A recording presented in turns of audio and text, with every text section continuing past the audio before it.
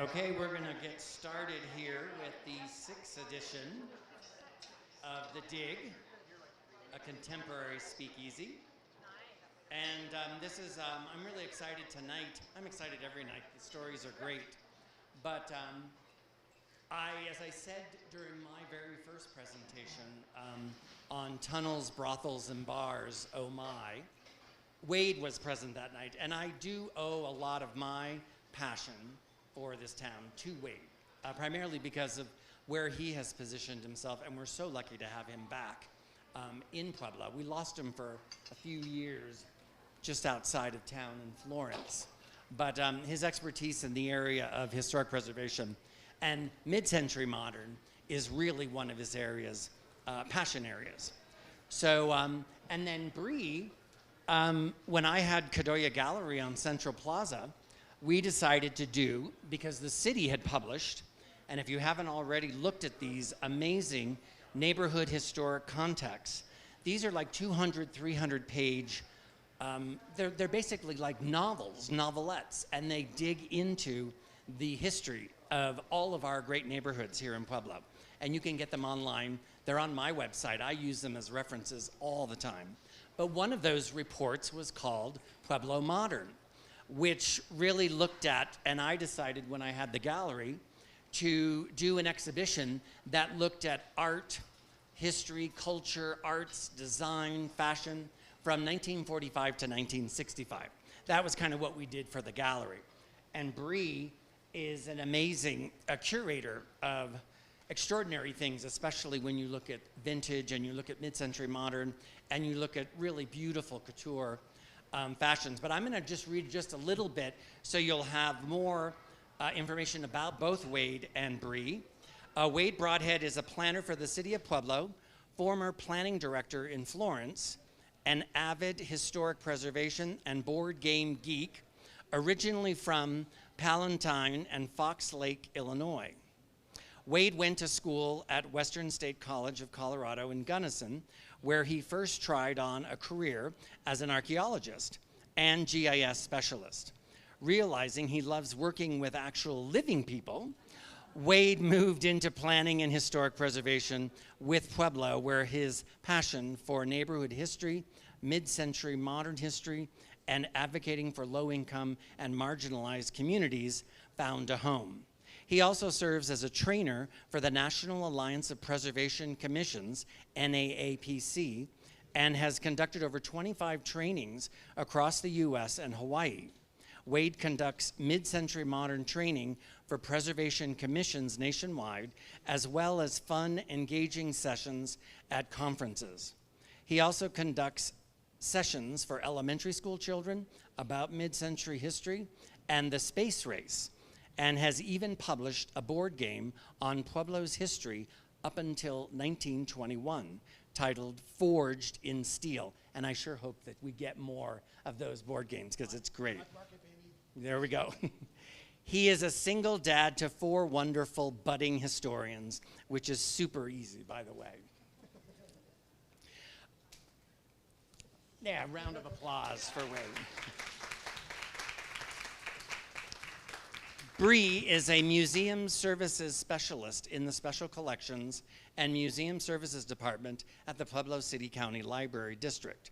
Bree has a dual degree in art history and curatorial studies from the University of Delaware and studied anthropology and art collections management assistant at the Anthropology Museum at New Mexico State University, right? And created exhibits for both the Anthropology Museum and University Gallery at New Mexico State University. For over 25 years, she has collected, researched, preserved, and worn vintage items ranging from the late 1800s to the mid-20th century. She has been a retail shop owner specializing in mid-century modern, as well as a collaborator and consultant for the original Pueblo Modern project. Bree has also provided wardrobe for television and film. She is currently involved in side projects as production manager for the 1940s ball. Bree is also a licensed appraiser specializing in 20th century textiles and jewelry. She breaks for yard sales, garage sales, estate sales, and a good thrift store.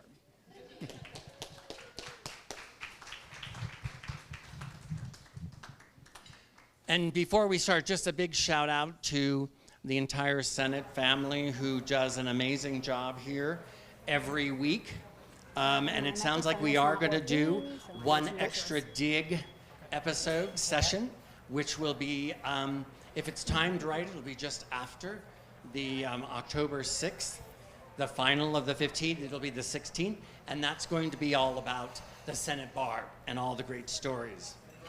And then a shout out to Justin Brager, and then Jeff, who has joined him in the crew. This is the same crew that produced the Rocky Mountain PBS documentary on the Great Pueblo Flood. So one of the things, definitely.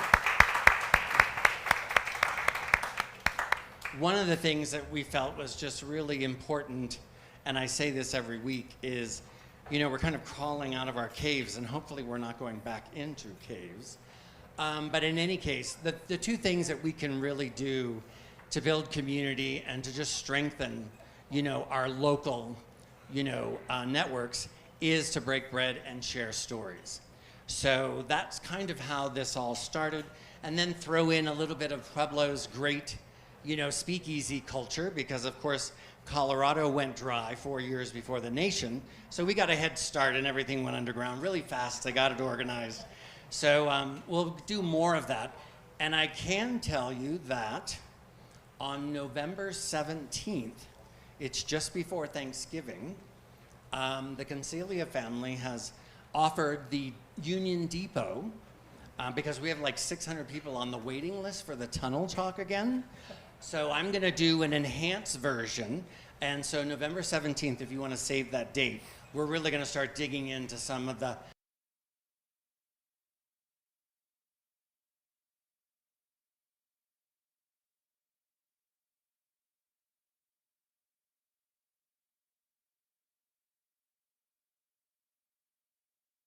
of the tunnels of Pueblo. That's going to be a great opportunity, and I'm looking forward to that. So right now, here it is. We've got Wade and Bree.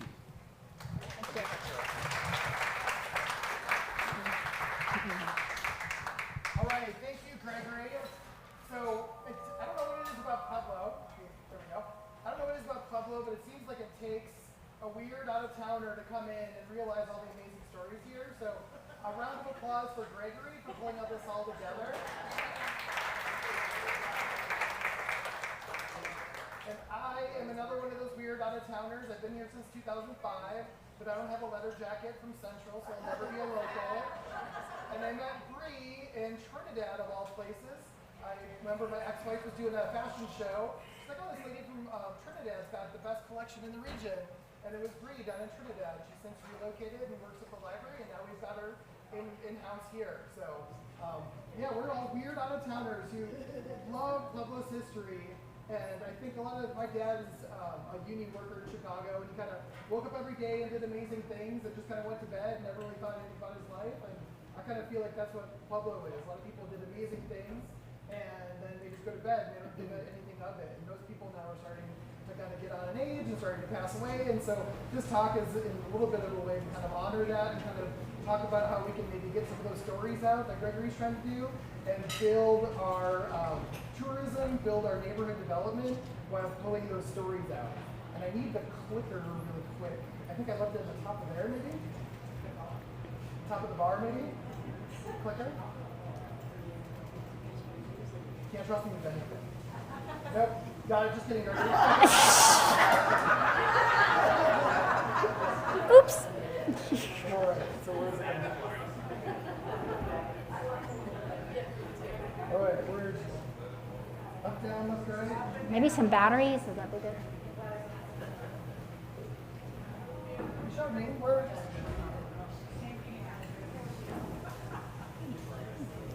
I'm going to have you, Wade, use the handheld mic.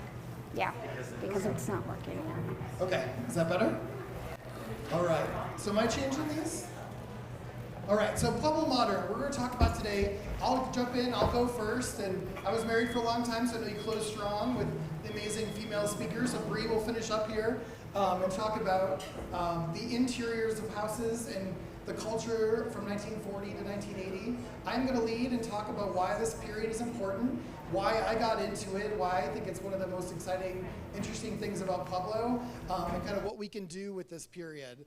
And then Gregory really messed up. He asked me and Bree to come talk about the nerdiest thing that we love and just gave us a mic in front of a bunch of people who are drinking. So I expected to see like a breakfast menu here because this is going to take a little while for us just to go. We have the mic, you can't knock us off, and we're going to talk about all the things that we love. But now we're going to try to make it concise and have time for questions.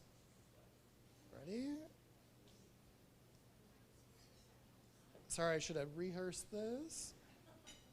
Where's it coming from? Gregory, where's it coming from? Here or there? Where am I shooting it? Oh, there we go. All right, so quick introduction. Gregory did a great job introducing us. Bree is now the museum service specialist at the Pueblo City County Library District, and so if you want to do research on any things that we talk about, she's the lady to go to. And she helps people landmark their house. She helps to do a number of things at the library. She's a vintage clothing connoisseur and enthusiast. She has her own store she'll talk about. And then she was an original collaborator for the project at the end of Pueblo Modern that I'll talk about a little bit, and Bree will highlight. And Gregory did a great job introducing me. I'm a city planner, used to work here, left, came back. Now I'm staffing the Historic Preservation Commission and trying to kind of give us some focus of where we can take all this good stuff.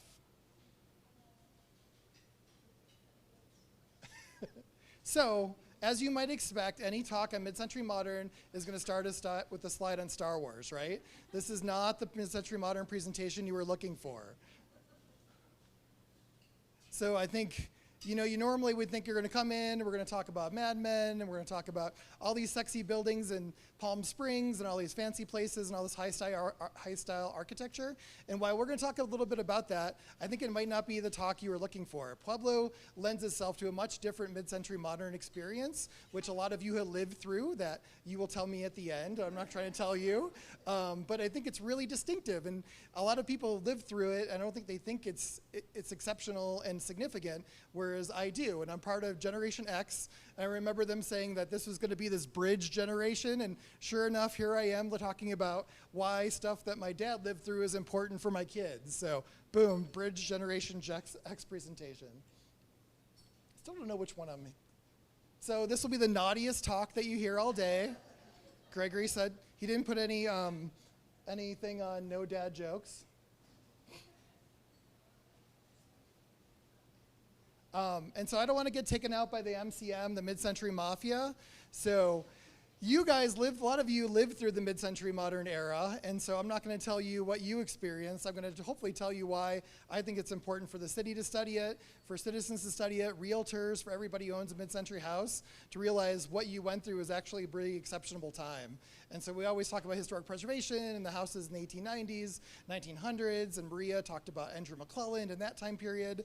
I'm going to make a case that it's just as significant, if not more so, the things that happened between 1940 and 1980. In large part because the people alive are still here and they're primary sources, and we can interview and talk to them, and we can kind of channel that information down. And conditions in the 1950s and 60s have changed drastically since to modern day. And so I'm not above pirating a slide from my ex-wife. I'll give her credit for coming up with this, but so just a couple bullet points of what we're going to be talking about. Bullet points. So the mid-century modern was truly revolutionary. After World War II, people came back from World War II.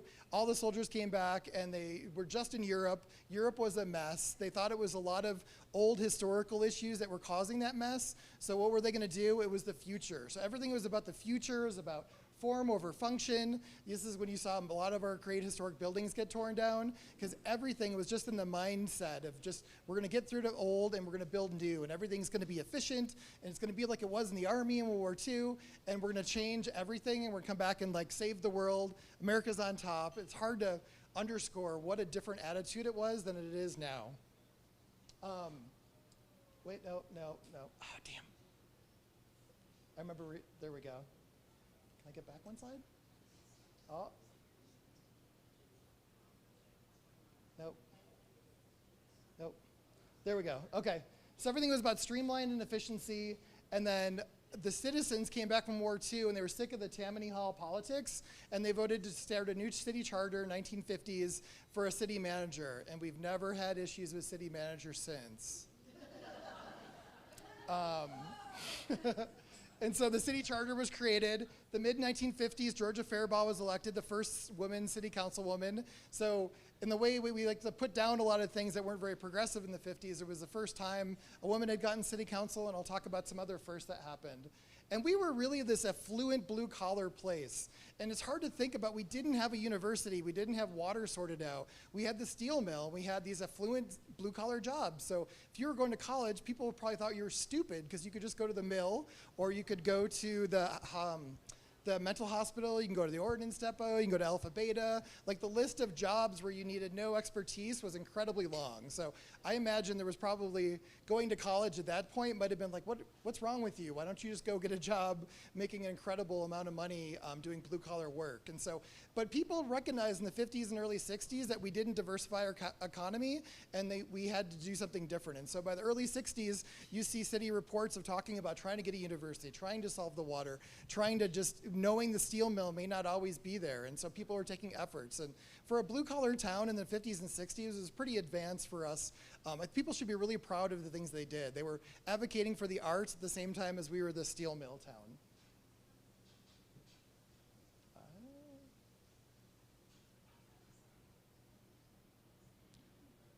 There we go. I know, really likes that slide. So really, like with this one, like the whole point of this presentation is that we're really a blue collar modern. And so you're like, hey, you should probably do a presentation on that or a story on that that compares us to another city. Hey, done it, did it. And so we actually published this article with the city of Boulder, who had done a Boulder Modern presentation about kind of all the affluent white-collar jobs in Boulder and kind of how Boulder evolved and then how Pueblo evolved. And so there's this really cool article in the NAAPC journal about Pueblo Modern and how Pueblo was different than Denver and Boulder and some of the specialists that happened there. There we go. No. All right. And so the first thing is these visions of the future that Pueblo shared, just like everybody else, is where will you be in 1973? Way in the future. And as a child of television, we were given an answer to where everybody was going to be in 1973. No. So we now know what happened in 1973. These jokes are way less funny when this doesn't work. So weird, just keeps on bouncing back. And we know what happened in the 70s.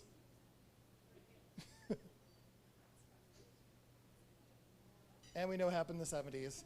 From oral history, as we found out some things that may have happened in the 70s.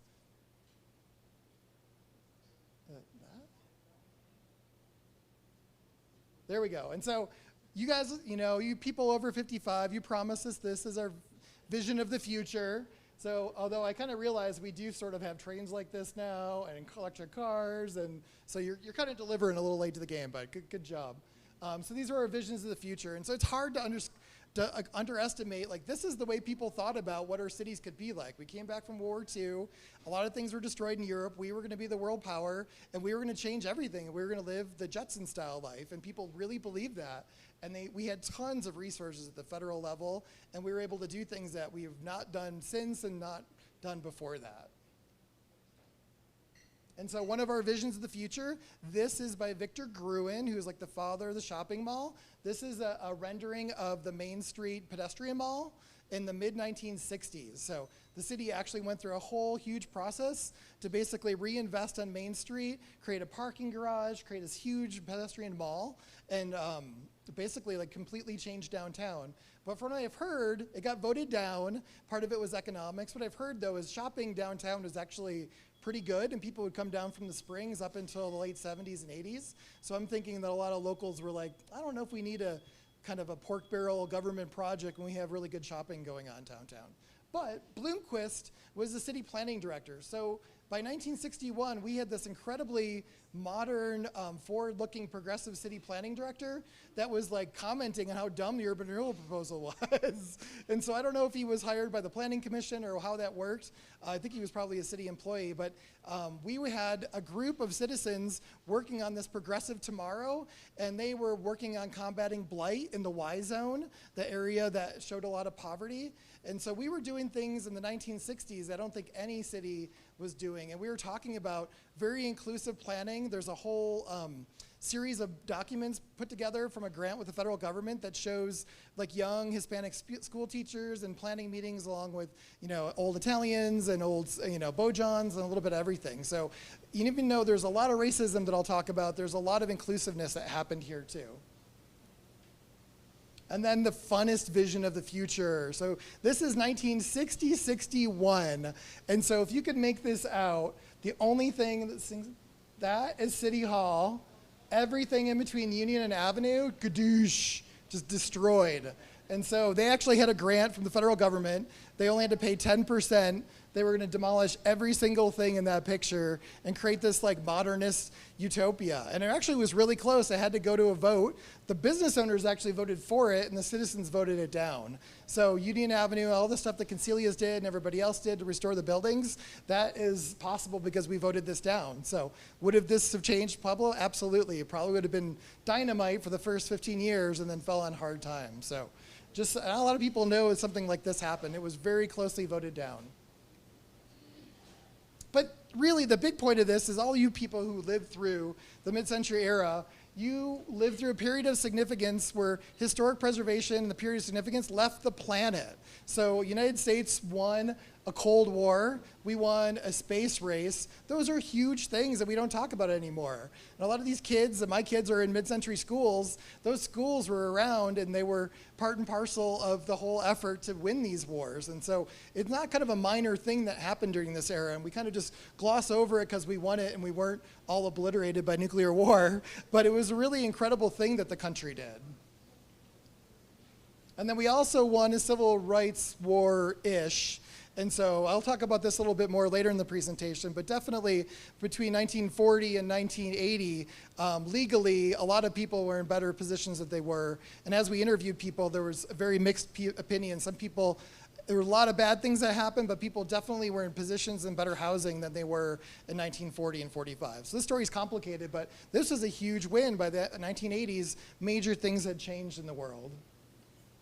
And then this is such a good time to study what we have in common or what we don't have in common, right? So this is really this, I'm going to talk about at the very end, is like, this is a really good time to go out and talk to everybody in your community. A lot of times, historic preservation tends to be people like me, it's white people, and it's a little bit older people, and our town is now 50% Hispanic, so this is the time to go and get those stories, because as we'll talk about later, not everybody's mid-century modern experience was the same. And we use these really revolutionary methods of talking to people and asking what their experience was like. But thank God you guys left us signs to find buildings. It was really handy. And so you left these nice tripartite signs where we can find all the best buildings, mid-century buildings. We've got schools and banks and churches. So at this time, there was so much affluence going on as everybody kind of wanted to wealth signal, and they wanted to talk about how much money they had, and they wanted to show they were modern, especially in a town where a lot of the modernism happened in old neighborhoods. It was a really big deal to knock out your historic building and build a brand new bank, build a brand new church, build a brand new school. It was a way to show the citizens, like, we are modern, we're moving in a modern direction. Whereas a lot of people, in Denver and Los Angeles were building whole new neighborhoods. We basically had like embedded modernism in Pueblo, which makes us really unique. And so here you go. And then in the last time I've given this presentation, we've already yeeted one of these buildings. So Freed just disappeared, and we're going to lose a bunch of other buildings here pretty quickly. And I'm not saying they should save them all, but it should be a little bit of discussion about how we're losing a lot of these buildings. And then our primary sources. So most of these people now are getting to the point where they're getting older, and we need to get their stories and kind of hear what happened, because to them it was just growing up, and this is what it was like living in Belmont or Sunset, but it's actually really significant we start getting some of these stories. And then, you couldn't have a baby boom without a whole new type of housing. So you don't see old folks' homes or retirement homes before the 1950s. So nobody's ever thought about, you can't really have a baby boom if mom and dad are in the back of the house or some other room. So it's funny, there's a whole new site type that we don't even think about. We have retirement homes. Those didn't really exist before the 1950s and 60s. So people can move out, young couples can move out to Belmont and they could bring their parents with them. So it's a part of the story I don't think we ever even really think about. And so here's Pueblo Modern. So we did a project, Historic Pueblo Inc. put a huge portion of the match. We got a grant from the State Historic Fund, and we did a historic context study of the entire city, almost the entire city, 1940 to 1980. And we used those dates as kind of modernism started with World War II, I think a little bit more so here than other places, and it ended with some of the big crashes at the steel mill. So I think you in the 70s, you would have kind of felt like you were living a mid-century modern life in Pueblo longer than some other cities that had some other issues. And Mary Shreese Anstey did a lion's share of this work. She is amazing. She's a historian. There's no way she put her kids through college with this project. She must have lost a ton of money, but she was amazing. She dug into every lead that we sent her. She did incredible scholarship and writing, and then Adam Thomas consulted with this as well. And so as a city planner, now I get to geek out for a little bit. This is the fun part. So to me, when I was a city planner working in the planning department, I was like, a lot of our cities mid-century, like we should probably think about that, or the mayor should work on it, or we should probably figure out what to do. If we lose mid-century neighborhoods, we're in trouble. And so we just mapped everything. And so the green is historic, and we've got a lot of historic stuff, but the yellow is basically mid-century, which is like a lion's share of our city. So if we have decline in our mid-century neighborhoods, we're in trouble. And so part of this was to study the history, to bring it out, and maybe to build some neighborhood stabilization efforts, or to get some people, make it easier to sell houses, just to get some kind of raw material to do more with mid-century neighborhoods. And then the super geeking out on the data, I forgot I had this slide. This is from a presentation to City Council. Just the only thing you need to really look at here is this.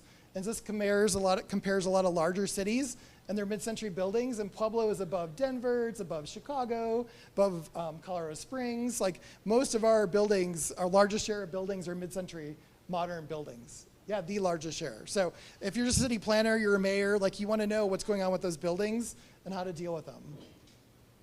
So the mid-century modern, we'll go into some style photos. So we had a horizontal revolution, and no, Joe, that was not the name of a strip club on the South Side. Everything went horizontal. Everything, for whatever reason, the ranch was supreme. And so buildings, the simpler ones and the high-end ones, tended to be one story and just sprawl out. The rambling ranch became king. And we had some other cool styles too. So early on, we had Art Moderne, and we had these raceway signs. So these are race lines, and there's these rounded lines, and the buildings are made to look like ships going through the sea. And so once you see these, you kind of appreciate them, and there's usually portholes, and there's all sorts of these neat elements. And a lot of cities didn't get 1940 buildings because there was still a recession on, and World War II, and there wasn't a lot of building a lot of places except for Pueblo, which had the ordnance depot and the airport and the steel mill and everything else. So we had a disproportionate amount of 1940s buildings compared to a lot of places. And then you have these architect designs houses that pop up every once in a while. This is in Belmont, so at the end, if somebody knows who built this, I would like to know, because it's just in a row of ranch houses, and then you get this architect design thing.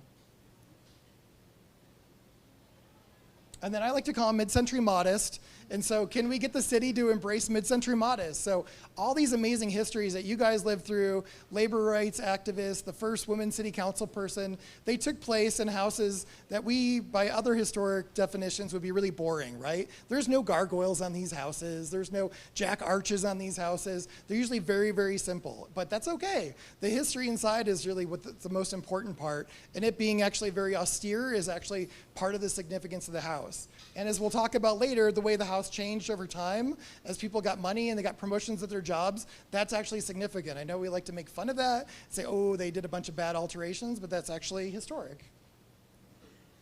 And so really quickly, I'm going to talk about the 3 Bs, Bonnieville, Bonfort, and Belmont. Belmont is my Andrew McClelland. If you were here last week, I just geek out on Belmont. It's actually a really interesting part of town. And so here's the little advertisement for Belmont Acres. Everything had to be called Acres back then. So the logo didn't age really well, so I'll go past that. But this was just talking to a lady. This is the early. So John Bonfort came down from Colorado Springs. He'd been developing there. If you've seen his developments in Colorado Springs, they looked very much like what he built in Pueblo. And the cities there told him he had to put a bunch of money into parks. So he said, forget that, I'm coming out to Pueblo. And we did make him do some parks too. But he started building here. And first, just to see if this would work, he did Bonnieville, which is just north of the cemetery on the north side by Freed, and just rolled out these very simple houses. And I got these photos from a lady who came in for a zoning board of appeals case. And I just love this one, because this is like, when they first moved in, where's the tree? It's like 1-inch caliper.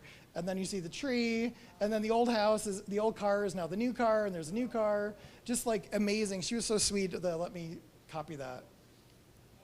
And then here's my Andrew McClellan. So, you know, Gregory had to invite somebody who really was qualified for this. So I don't mess around. I live in the houses that I talk about. Here's the famous life photo where they get the Simpsons 2.5 children from. And so Belmont was pretty amazing. So Belmont was actually featured at an Urban Land Use Institute conference, I think in Chicago in like 1954. So it was like the pinnacle at a planning conference of the way to design a neighborhood.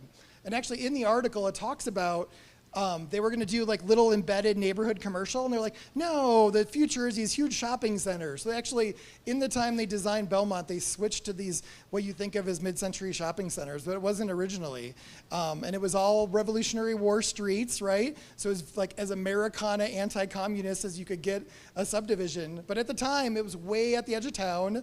There was no bypass. You had to drive to the east side to drive up to Belmont. And I think it's just, you can't picture how isolated it was. I was talking to my coworker's grandma who grew up there, and people thought she was crazy for moving out there because it was really out on the plains. And so CF&I got involved as well with the chain link fence. They were trying to advertise all the things that they could sell. And so this is a great photo from the library of Belmont. And that's Franklin Elementary School, and that one is going to get demolished and turn into a new school.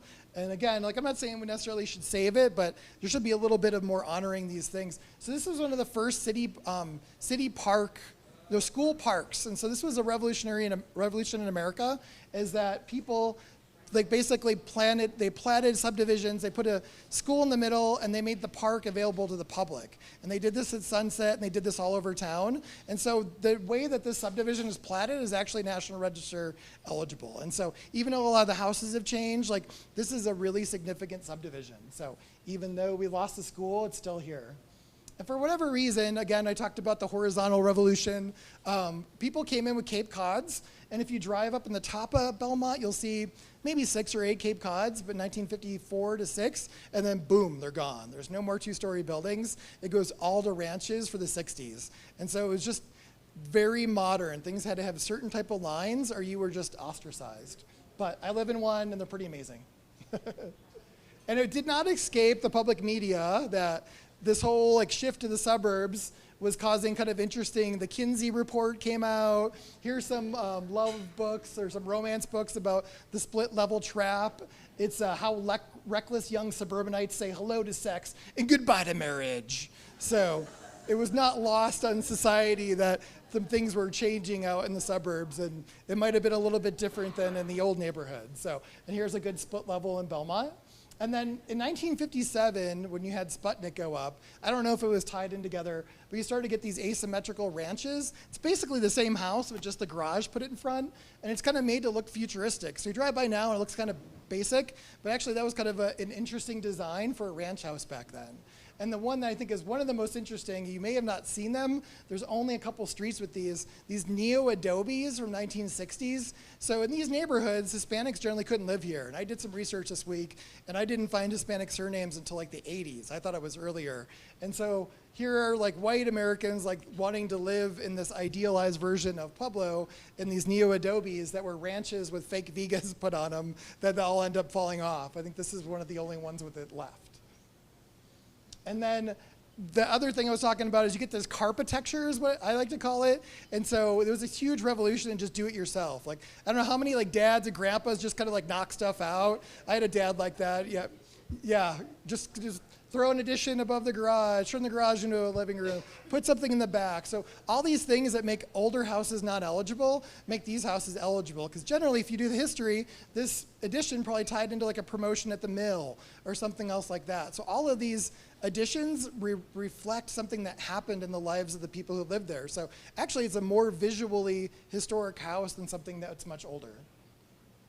And so blue collar people did that. But also what you think of as non-blue collar, this kind of high style house, one of my favorite houses on 7th Avenue, right, Joe?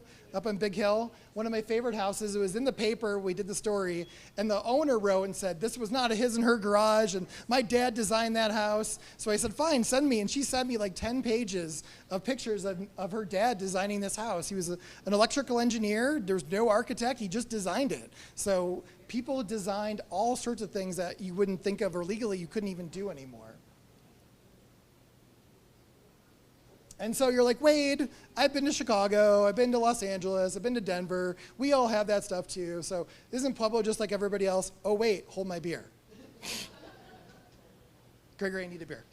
And so one of the coolest things that we're discovering is Pueblo had mid-century adobes. Most of the adobes in Pueblo are from the mid-century period. They're from the 1940s, 1950s, 1960s. Hispanic residents moved here from northern New Mexico. They built their own flippin' houses out of their backyard. Talk about the greenest thing you could ever do in the world. And we're finding out that they were not allowed to get loans on them, so they had to put hip roofs on them to fool the bankers. And so there's this whole undercurrent of Hispanics building these houses. And this one on the left was an Anglo coworker. And I was like, from Wisconsin, he built this in 1947. And I said, how did you know how to build an adobe from Wisconsin? He's like, oh, Mr. Trujillo showed me how to do it.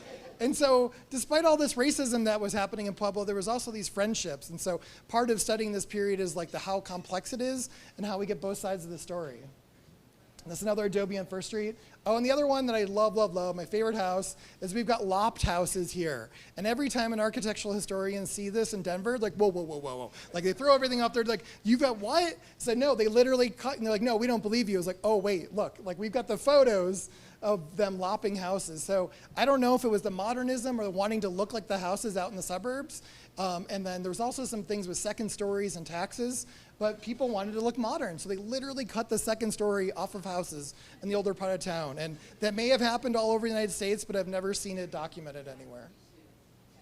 And then Pueblo Modern kind of helped us figure out what we lost. Anybody, the best sign at Northside King Soopers that we lost? Never mind. Inside joke. But so in the time that I've been doing this, we lost the health department, boom, gone. We're gonna lose East, Centennial, Sunset, Franklin. We lost Freed. We're gonna lose tons of our mid-century buildings just willy-nilly. And so all this stuff is probably the most at-risk buildings in the city. I think this town's got a really good appreciation for kind of traditional historic preservation, but we're still kind of slow on mid-century modern historic preservation. And this really helps you guys all understand this, but the younger generation doesn't understand why some parts of Pueblo are in decline or coming back from decline. Well, not only the mill, but we had the state hospital, the ordnance depot, Alpha Beta. We lost like 3,000 to 6,000 jobs in the course of a decade or less. And so it wasn't just the mill. We lost massive industries. So the north side lost all those people at the state hospital. East side lost all those great jobs. And most of these jobs were great if you didn't have education, and they were great if you're Hispanic, actually. A lot of Hispanics made it working at the ordnance depot, and they were able to kind of work their way up. So I think doing this report helps explain to people why some of the conditions are the way they are in Pueblo. And so we added Pueblo Modern to all these historic contexts. We were very proud. Bree helped us, and we did a party. We had 100 people come to this party. We were so excited. We had people actually live through this at the Santa Cristo.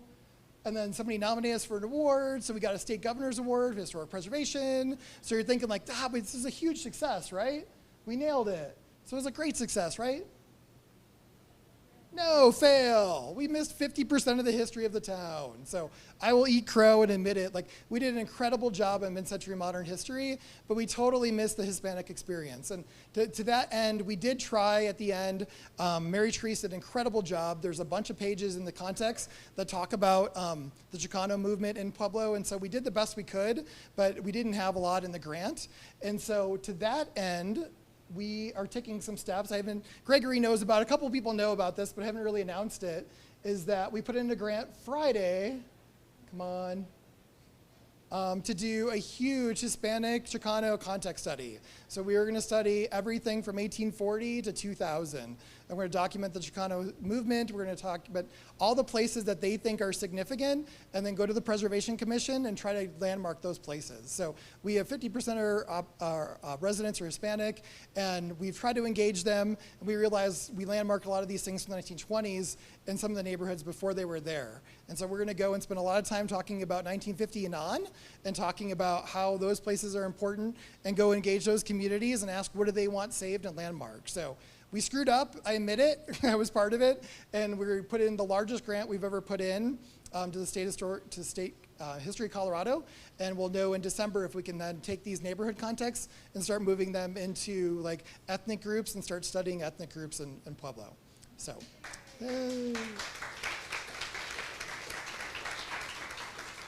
So thank you for bearing with the nerding out on city planning. Now it's time for Bree to do all the fun stuff.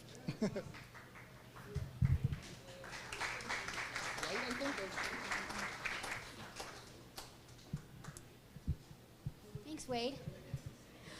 Before I start with my slides, I just want to explain my visual aid. This is to illustrate our love of all things tiki, which is experiencing a major resurgence right now. This entire outfit was gotten in Pueblo. So I was completely ecstatic. People in Pueblo have taste. People in Pueblo know what it is to have beautiful things. We aren't a suburban place that is looking for their influence from Denver and wherever. We are our own place, and we make our own history. So, and I can say that proudly. I am a Puebloan. I used to be a Philadelphian and a Tucsonian, but now I'm a Puebloan. So Wade and I are both fish out of water, but very much at home. So thank you. But it's also to embrace our love of travel. The American movement in the 50s to travel and experience and be international and have those things in their lives, to have the better things, to have the experiences, to have the American dream and see the world. And this is a beautiful example of that, of a lady who went to Hawaii, brought this home. This is by Alfred Shaheen, who was the premier designer of Hawaiian prints and silkscreen artwork, true artist. So I am very excited to find this in Pueblo and to present this to you, and with the ensemble as well. So again, intro to Pueblo Modern that both Gregory and Wade talked about is just embracing all things that make Pueblo a destination for people that study architectural history. Vegas shoe repair, 100-year-old. This is a fantastic mid-century, probably early 50s, early to mid-50s view of Main Street from our Special Collections Department at the Pueblo Library, and in beautiful Technicolor. The Pueblo Library District was proud to put together baseball exhibit, and we drew a collection from our entire photography collection donated by O'Neill Hobbs, who was a champion called Mr. Baseball here in Pueblo, brought semi-pro baseball to Pueblo. And I'm using this as an example because this is the 1955 team. This is the wives of the team. It was important to O'Neill Hobbs to embrace diversity, to embrace all things that were the American dream, and to let it be enjoyed by all. This, let me go back. The baseball exhibit is currently installed at Lucero Branch, which is on the east side off of 8th.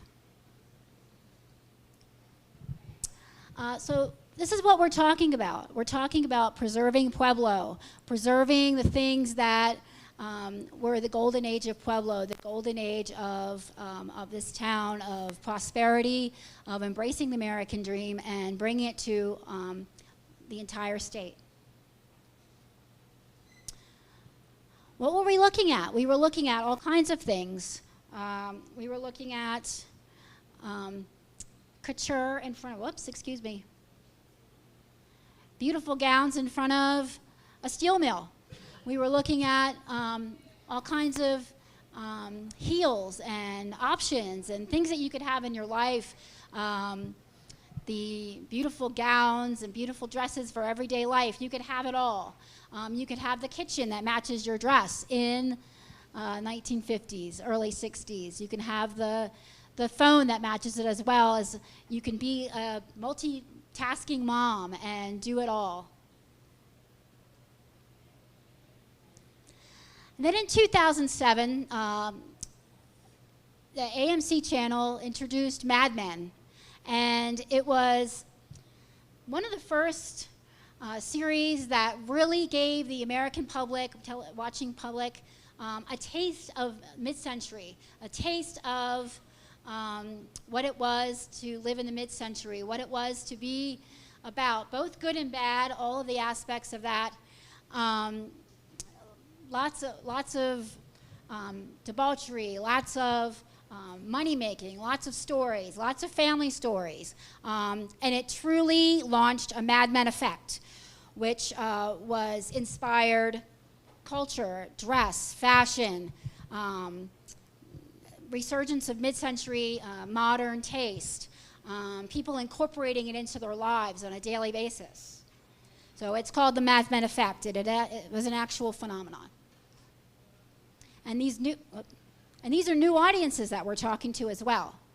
People that, younger generations that, younger generations that were being introduced to mid-century modern, to the cultural aspects of that.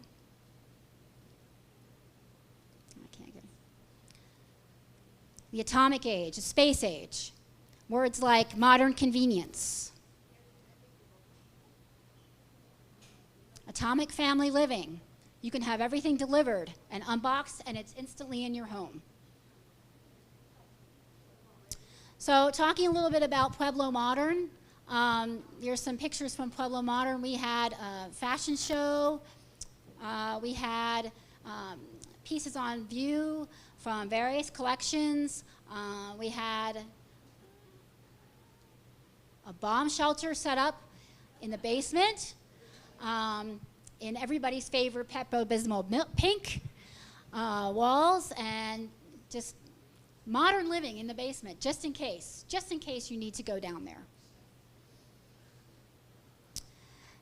Young and old from all over the state came to enjoy Pueblo Modern, and new people were meeting, new groups were being convened, stories were told. Fashions were purveyed, and we were all nostalgic and wide-eyed and loved seeing all of the work that was done in the study, and it was highly successful. More pictures of the fashion shows, and Gregory introducing the fashion shows and talking to us all about the images from the study and the art exhibit that he installed.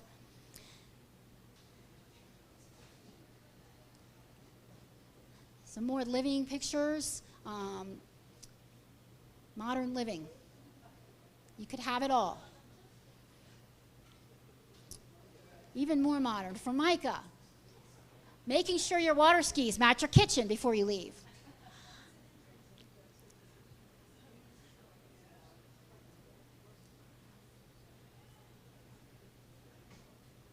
More, please. Are there any questions? Okay, well, thank you. Yes, yes, yes. Where did you find that dress? The dress I'm wearing? Oh, this dress? Okay. This dress was actually found in an estate here. It belonged to a professional nurse. She first worked at the state hospital. Then she ended up working as a charge nurse for pretty well-known doctors here. And then she was a subcontracted nurse who would do private nursing. Like somebody needed a nurse, they would call in this nurse. She recently passed away. This was on the south side. Everything good is on the south side, I'm sorry. Okay, lots of good is on the south side. And it's amazing. She also made all of her own clothes, but she traveled extensively to Hawaii numerous times. There's tons of stuff in there, but she also preserved all of her nursing uniforms. I did get one of those as well, and she was tiny. So that tended to be a drawback in terms of, that's something else, as this, along the lines of the Mad Men resurgence and the Mad Men effect. So many people really were enthralled with, or are enthralled, have become enthralled with the mid-century period, and want to immerse themselves in any degree of wearing it, living it, having things, collecting. And it's always important, and I applaud anybody who wants to introduce themselves to it. It's one of the most fascinating periods of modern history. Culturally, architecturally, all things. But I also, some of the things that people have asked me in the past is, you know, how do you find, or how do you do?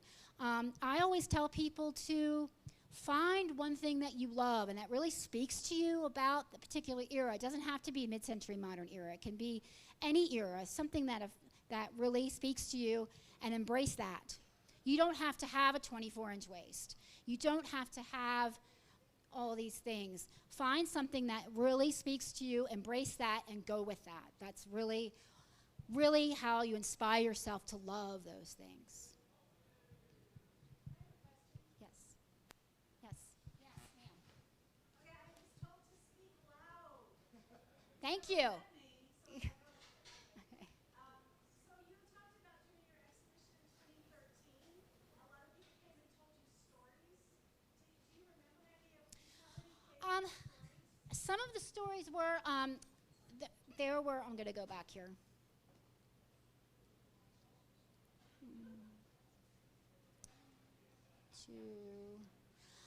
This group right here, I don't know if I can make it work. The group here on the right, I know there are people from Trinidad in this picture, people from Denver in this picture. There's Nick.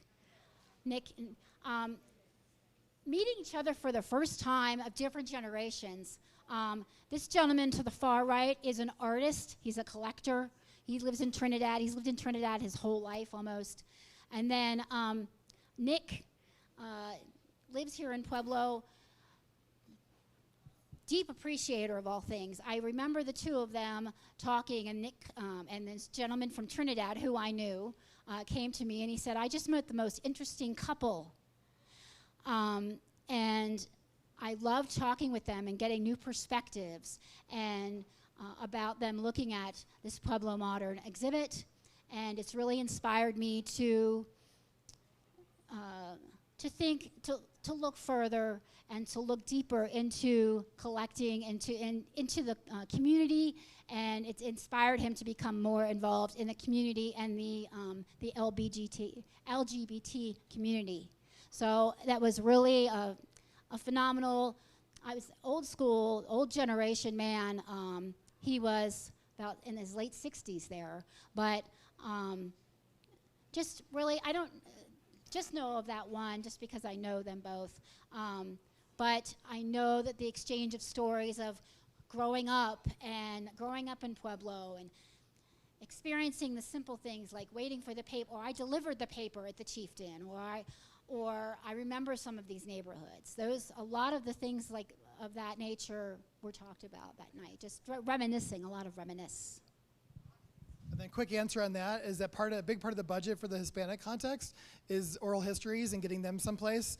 And then I would like to work with Brienne, the library, and Gregory, and maybe do, Don DePrince and El Pueblo have done the Salt Creek Memory Project.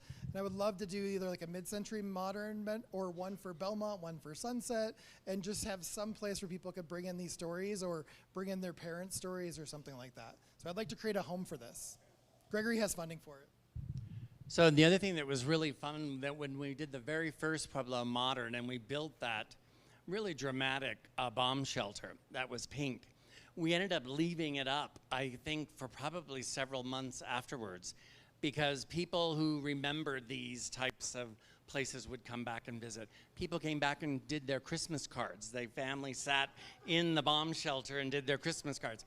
I mean, it went on and on and on. The other thing that was fun is that we put out a call, just an open call, and in some cases we were invited to people's homes if they had objects, if they had things that they felt were significant in this context. And we were blown away. I mean, just some of the things that people had that are just sitting in their particular basements or in their attics. So one thing that we are going to be doing, and I'll be sending out to all of you, is we have a brand new Pueblo Modern website. And this is an independent, autonomous website, but the really exciting thing, not only does it cover all of the historical, cultural, artistic, all of those contexts, but it also has an e-commerce site, because there's a very well, Bree has had a long history in retail, and for the good, the bad, and the ugly, retail can be just that. But for vintage, for collector's items, there's a critical mass up in the Denver area, but for us down here, this would be a free platform for people to put their particular vintage products on the site and make them available for sale. So it just kind of reinforces again, you know, what we actually have here. Not just the buildings, but it could be furniture, it could be, you know, clothing, it could be sporting equipment, it could be a car for that matter. So, but I want to just thank Wade and Bree for yet another great presentation on something that Pueblo truly does own in its very unique way. And I really hope that we'll be able to do something significant in that regard. So thank you again.